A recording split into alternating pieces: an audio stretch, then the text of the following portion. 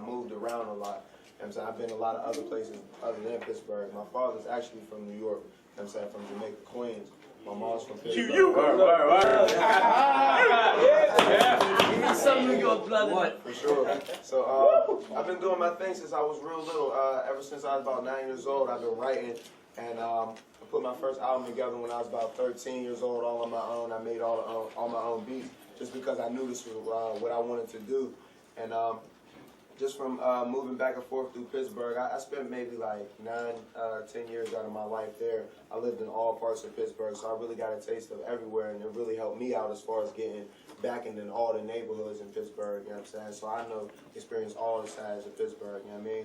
But just doing my thing as from when I was younger, leading up until now, you know what I'm saying, to the deal with Warner Brothers, I always stay focused, always stay grinding. And now I'm here, you know what I'm saying, and I appreciate everybody coming out and taking their time to, you know what I mean, keep my joints out and really get into it.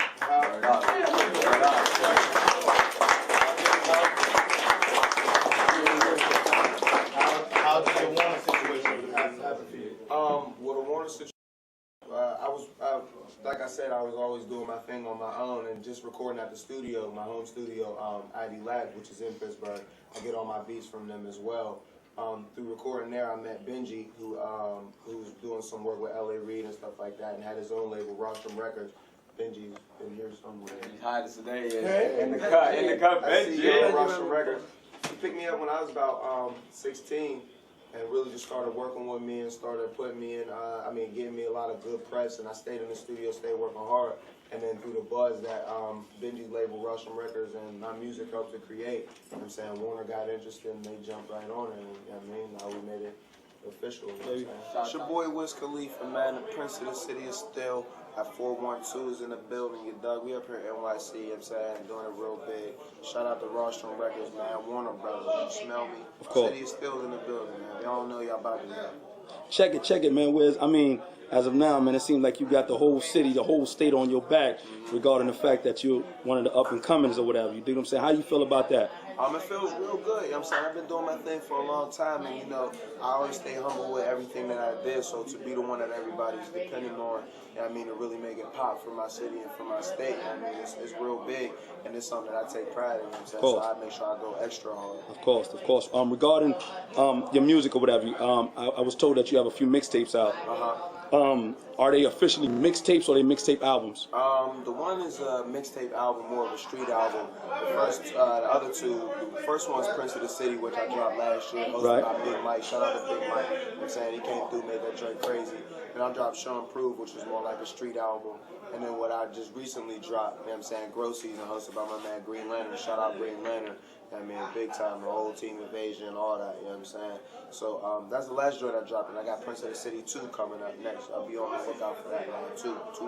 Right, I asked that question because a lot of times, you know, the mixtape game becomes so saturated in the sense of what have you, and, you know, if you don't really learn it or whatever, sometimes, you know, you can, you know, it takes away from, you know, the purity of you being an artist or whatever. So, exactly. You know, sometimes there's a you know, a little play to this regarding, you know, putting out that album. As far as, you know, you putting out that mixtape album, was those tracks from your home team, or was it something that you put together? Well, me personally, like you were saying, like the mixtape game is getting it's changing up and it's being saturated. So what I try to do is stay on top of, you know what I'm saying, what I do and be critical about my own music. So everything that I do, if it's for a mixtape, it's going to be for a mixtape. If it's a street album, it's going to be a street album. Like, I got a whole bunch of material, so every time I'm doing a project, I take my time and craft it and put it together so it's like nothing else that's out there, you know what I'm saying? Because I understand exactly what you mean about everybody. A lot of people do the same things, or some people might trap themselves. Right. But me, I just try to make the difference between my mixtape music, my album music, and my street album stuff, and just really put it all together and still make it neat. Of course. I mean, I'm the youngin' on this grind. I'm always in the studio. I'm always doing my thing. I got so much material.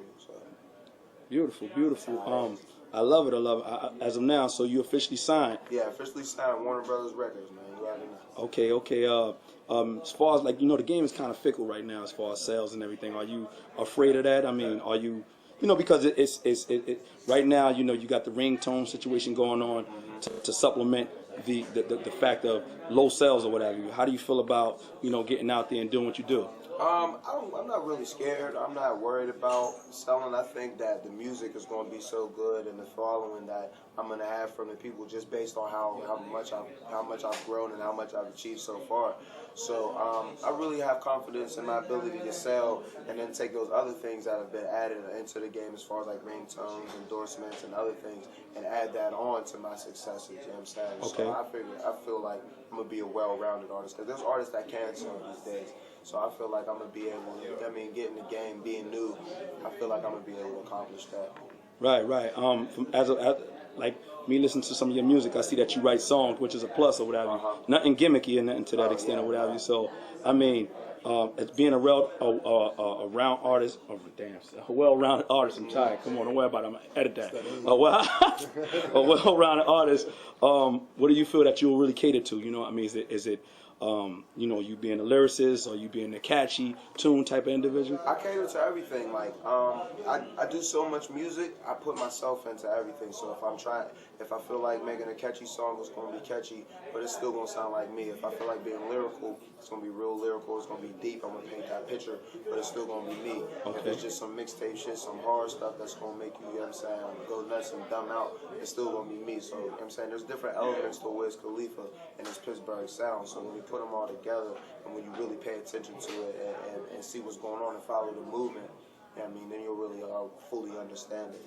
Will there be any features on your album? I'm looking forward to doing a lot of features. As of now, there's nothing set up, but just being young in the game and building relationships and meeting new people all the time, I'm pretty sure that by the time the album's done, there'll be some features.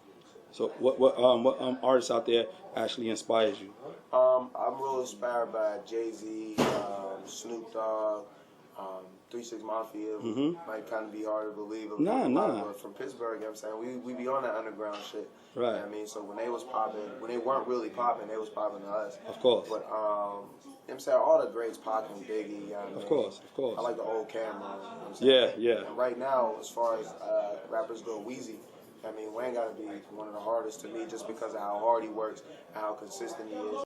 He made himself, you know what I'm saying, to the point where he's at right now. So I got to respect that. Of course. I'm back like your vertebrae. I move raps like I'm serving weight. You better act made. The flow sharp, cut the track like surgery. And I'm the doctor, clearer than I shock ya. Feel like the Loch Ness after spending years in the darkness. Little nigga here is a monster, and I can give a fuck about your jewelry and your cars. I'm like a nigga with a liquor license, got bars, a fucking young star. I stuck to what I know and got far. That's the life that I'm living, not yours. And plus I got heart. I'm a stand-up guy. You a sit-down nigga. How that shit sound, nigga? I keep my hands clean. I just count figures. Roll another blunt and make my piff cloud bigger. And I ain't got the time to bullshit round with you. But if you're talking money, we can sit down with you. Your dog 412, man. That boy Wiz, the first of the city. Shout out to Crack DVD too, man. You know he got that crack for you. Yeah.